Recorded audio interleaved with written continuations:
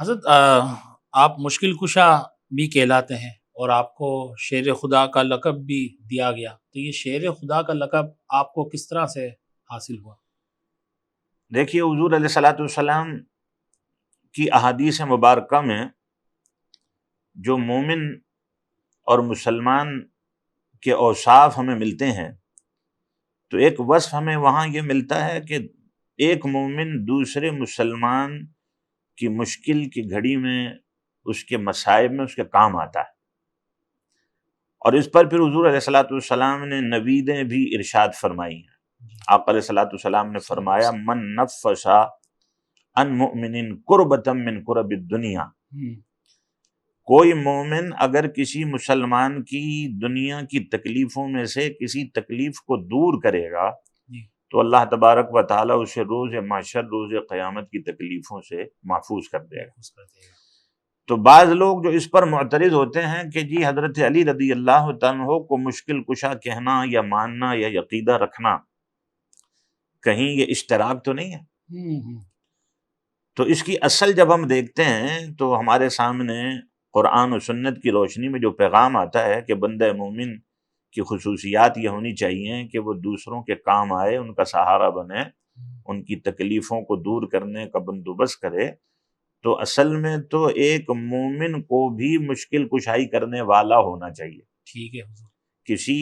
شخص کا اذیت میں مبتلا ہونا اور ایک مومن مسلمان کا اس کی اذیت کو دور کر دینا، اور یہ دور کرنا بھی اللہ کی مدد سے ہے، اللہ تعالیٰ کی عطا سے ہے، اس لیے کہ جب تک وہ نہ چاہے تو کوئی کسی کے لیے کچھ بھی نہیں کر سکتا۔ تو جب ایک عام مومن اور مسلمان بھی مشکل کشا ہو سکتا ہے اور وہ تو مولا علی شیر خدا رضی اللہ تعالیٰ عنہ مشکل کشا کیوں نہیں ہو سکتے؟ بالکل۔ اور پھر آپ کا مشکل کشا ہونا اس معنی کے اعتبار سے بھی ہے کہ خود حضور علیہ الصلوۃ والسلام کے صحابہ و بالخصوص خلفائے ثلاثہ حضرت ابو بکر، حضرت عمر، حضرت عثمان غنی رضوان اللہ تعالی مجمعین، بہت سے معاملات میں جب کبھی کوئی ایسے مسائل آ جاتے تھے کہ مسئلہ اس میں مختلف فی ہو جاتا تھا، تو قرآن و سنت کا زیادہ علم رکھنے کی وجہ سے حضرت علی رضی اللہ تعالیٰ عنہ کی رائے کو اہمیت اور فوقیت دی جاتی۔ ماشاءاللہ۔ حضرت عمر رضی اللہ تعالیٰ عنہ نے آپ کے لیے ایک موقع پر فرمایا تھا کہ حضرت علی رضی اللہ تعالی عنہ اگر علمی مشکل کے وقت موجود نہ ہوں تو پھر ہمارے لیے یہ معاملہ مشکل ہو جاتا ہے کہ ہم اس مسئلے کا حل کس طرح کریں۔ یعنی انہوں نے سب سے پہلے گویا کہ آپ کو خود مشکل کشا ہونے کا لقب دیا تھا۔ ماشاءاللہ۔ حضرت علی المرتضیٰ رضی اللہ تعالی عنہ کو اللہ تبارک و تعالی نے بہت سی خصوصیات عطا فرمائیں، ان میں سے آپ کی ایک بڑی خصوصیت آپ کی شجاعت، دلیری اور بہادری ہے، اور یہی وجہ ہے کہ جب سے آپ نے اسلام کو قبول کیا اس کے بعد سے تا دم آخر اسلام کی مدافعت میں آپ نے کہیں بھی کسی بزدلی یا کمزوری کا مظاہرہ نہیں کیا، اور ایسا ہو بھی نہیں سکتا تھا، اس لیے کہ جس نے دنیا میں آتے ہی اپنی غلامی کی سند دیدار مصطفیٰ سے حاصل کر لی ہو صلی اللہ علیہ وسلم،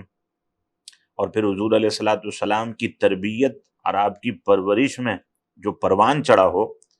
تو اس کے اندر ان خصوصیات کا ہونا ناگزیر ہو جاتا ہے۔ اس لیے کہ حضور علیہ الصلوۃ والسلام کی خدمت میں رہنے کا خلاصہ اگر ہم نکالیں تو اس میں ہمیں یہ نظر آئے گا کہ آقا علیہ الصلوۃ والسلام کی صحبت میں انہوں نے تمام تر معاملات میں رہنمائیاں لیں، معاملہ فہمی، میدان جنگ میں کس طرح ڈٹے رہنا ہے، کس طرح ثبات کا مظاہرہ کرنا ہے، استقامت، تو یہ ساری برکتیں تو حضور علیہ الصلوۃ والسلام کی صحبت سے آپ کو ملی تھیں۔